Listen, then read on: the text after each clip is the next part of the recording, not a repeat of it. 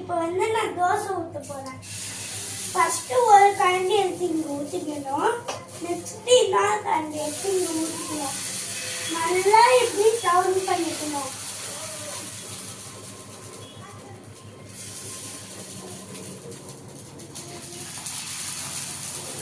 நல்லா வந்த பிறகு இதுல போட்டுக்கிட்டு எண்ணெய் கொஞ்சம் எடுத்து இப்படி சுத்தி கொஞ்சம் கொஞ்சம் ஊத்திக்கணும்.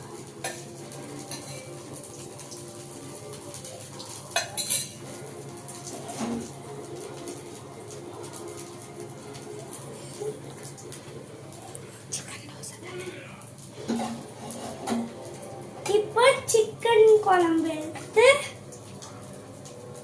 மேல ஊற்றி விடணும்.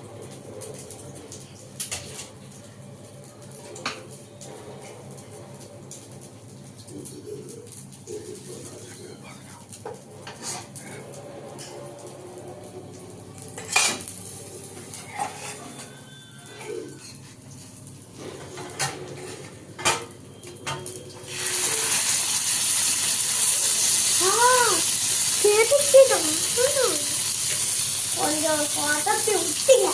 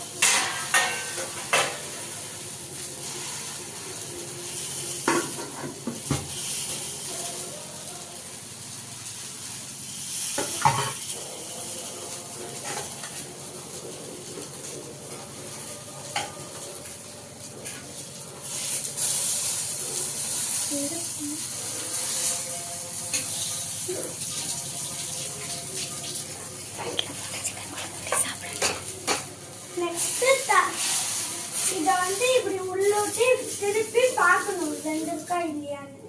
வெந்துருந்துச்சுன்னா எடுத்து இந்த பக்கம் போட்டு பிளேட்ல எடுத்து